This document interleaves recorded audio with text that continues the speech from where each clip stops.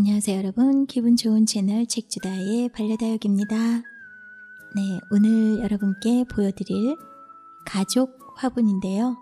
엄마, 아빠, 아들, 딸 이렇게 예쁜 가족 화분에 분갈이하는 영상과 함께 따뜻한 이야기 들려드리도록 하겠습니다. 지난 명절 추석에 대한 사연을 여러분께 들려드렸었는데요. 그 후기를 남겨주신 우리 구독자님의 사연 2, 네, 먼저 낭독을 해드리고 따뜻한 하루의 좋은 글들을 또 여러분께 들려드리도록 하겠습니다. 엉겹결에 등 떠밀려 떠난 1박의 꿈같은 여행에서 돌아오는 길이다. 집이 가까워지면 질수록 불안감이 엄습한다. 남편이 술 마시는 스타일을 아는 나로서는 잠시 후에 벌어질 상황을 상상하니 또 가슴이 답답해온다. 그냥 어떤 말도 상황도 웃음으로 넘기자고 다짐을 하며 크게 한번 한숨을 들이쉬고 대문을 열고 집으로 돌아왔다. 반쯤 풀린 눈으로 웃음기 없는 얼굴로 나를 대하지만 마당 앞 화단에 담배꽁초를 보니 밖을 내다보며 기다린 듯하다. 잘 다녀왔어요. 짧은 말로 침묵을 깨고 싱크대에 담겨있는 그릇을 씻고 물 묻은 손을 닦고 앉았는데 눈에 이상한 것이 띄어서 자세히 보니 추석 전날 이웃 아주머니께서 참기름을 짰다며 나눠 먹자고 주신 그 참기름병이 빈병이 되어서 재활용 수거함에 있는 게 아닌가. 수만 가지의 상상력을 발휘해봤지만 도저히 답이 없어서 참을 수 없는 궁금함에 결국 남편에게 묻는다. 여보, 여기 참기름은 어디 가고 빈병이 되었어요? 잠깐의 시간이 흐르고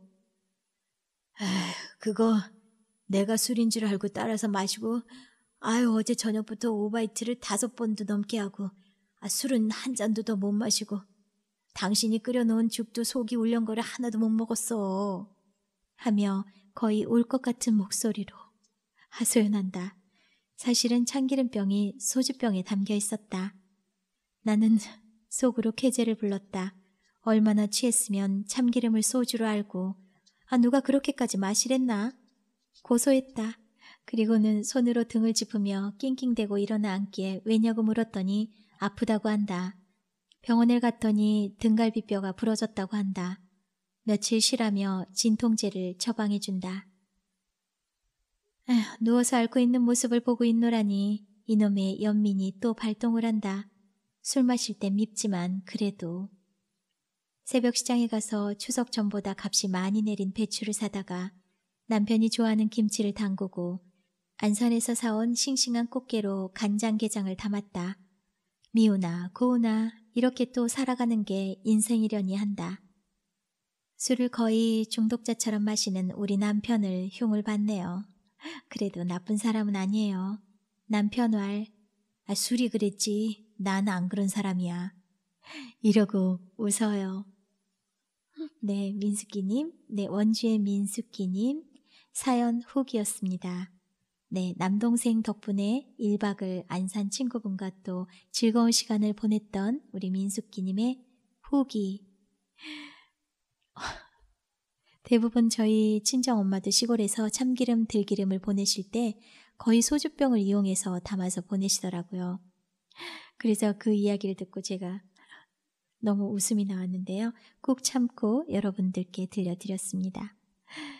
네, 추석 사연 후기까지 남겨주셔서 감사드리고요. 지금 이 글을 들으시는 우리 구독자님들 여러 가지 사연들이 많으실 것 같은데요. 꼭 추석에 대한 이야기 아니어도 일상생활에서 벌어지는 해프닝, 그리고 누군가에게 하고 싶은 이야기, 편집글 무엇이든 좋습니다. 책주다 댓글에 남겨주시거나 아니면 책주다의 반려다육 밴드를 이용하셔서 사연을 많이 들려주세요. 자, 그러면 따뜻한 하루의 이야기 계속 이어가도록 하겠습니다. 자, 먼저 첫 번째 이야기는요.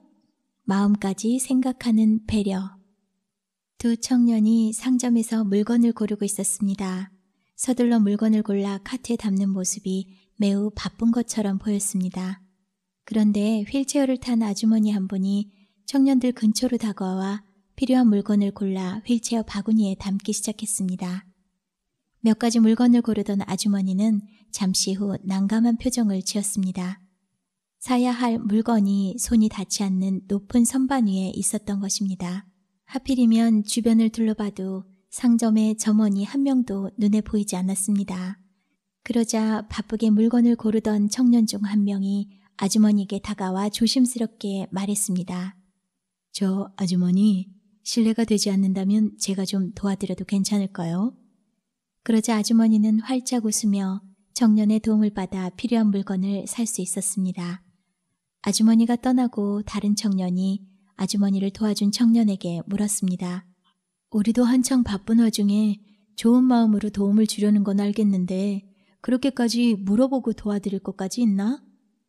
빈잔을 들은 청년은 밝게 웃으며 다른 청년에게 말했습니다. 내 입장에서는 도움을 드리는 것이지만 상대방 입장에서는 함부로 동정하는 것이라고 생각하고 기분 나쁠 수도 있거든. 나는 저 아주머니가 장애인이 아니라도 내 손이 필요하면 도와드렸을 텐데 괜한 오해나 불편한 마음을 드리고 싶지 않았어. UN 평화의 날 행사에서 세계적으로 유명한 가수 스티비 원더와 피겨 여왕 김연아 선수가 나란히 앉아 있었습니다.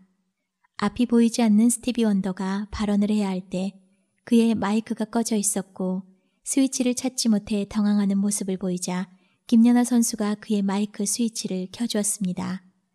그런데 김연아 선수가 스위치를 켜기 전 스티비 원더 뒤에 있던 그의 비서에게 제가 이분을 도와드려도 될까요?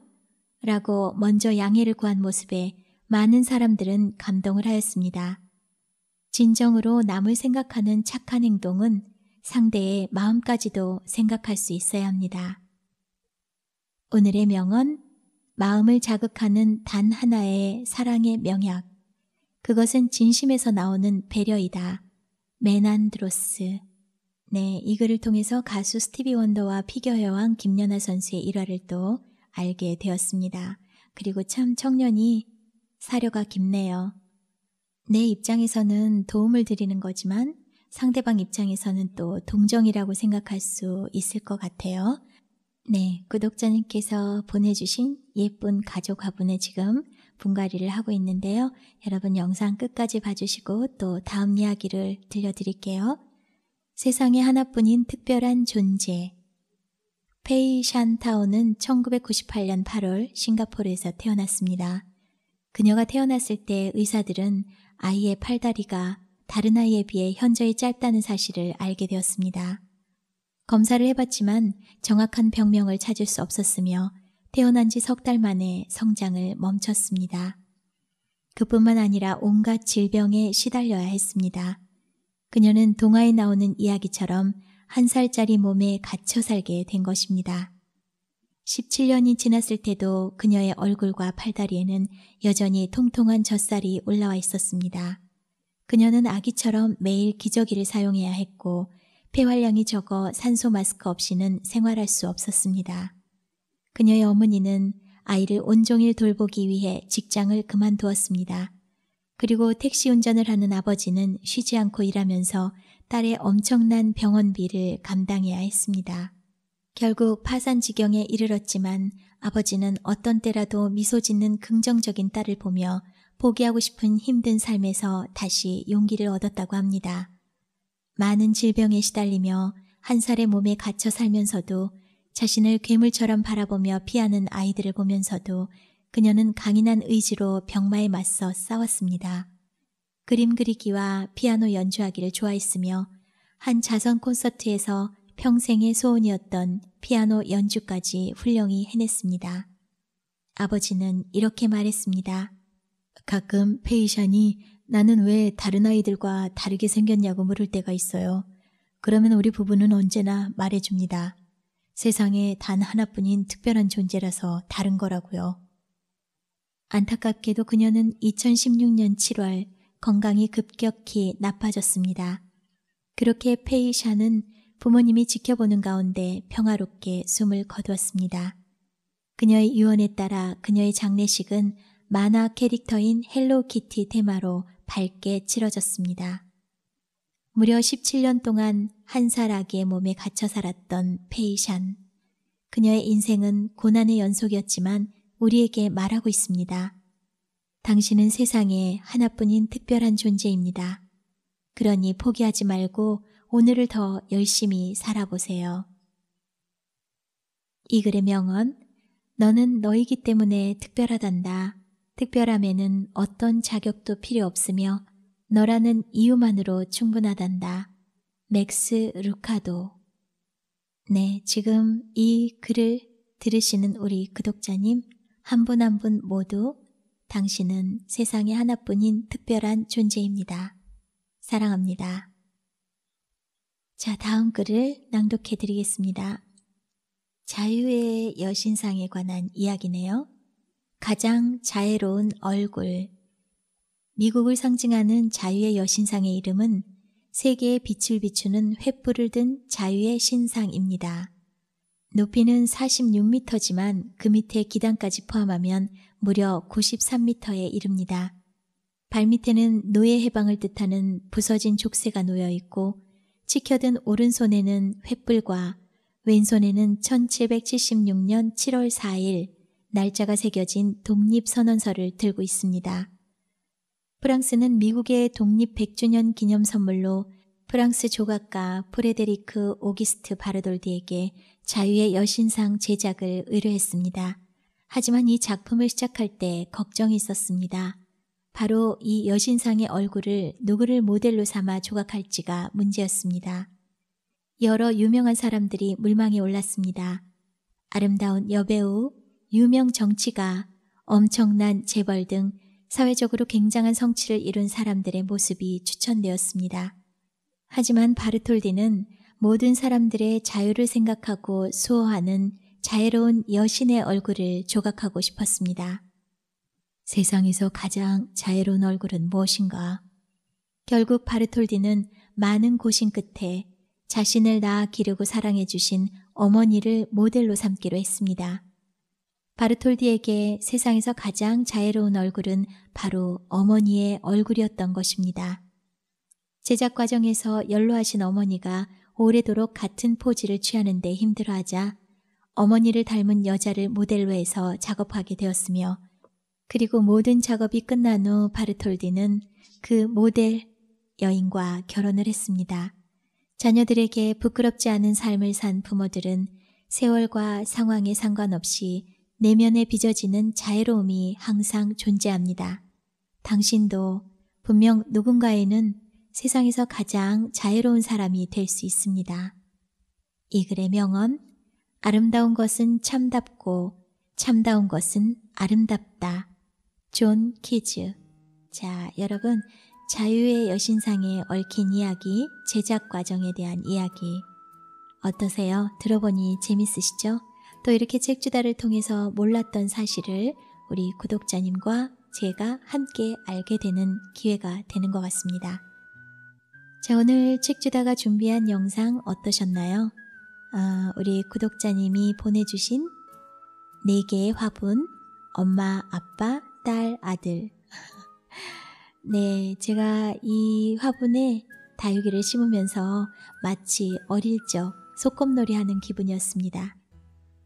계속 미소 지으면서 분갈이를 했고요.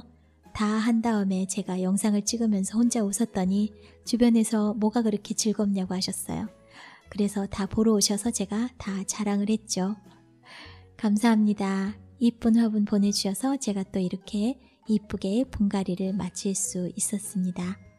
여러분 항상 감사드리고요. 앞으로도 좋은 글 우리 구독자님과 함께 나누는 그런 책주다가 되도록 하겠습니다. 이 시간 이후에도 행복하시고요. 이쁜 아이들, 엄마, 아빠, 아들, 딸 화분 여러분 이쁘게 봐주세요. 감사합니다. 사랑합니다.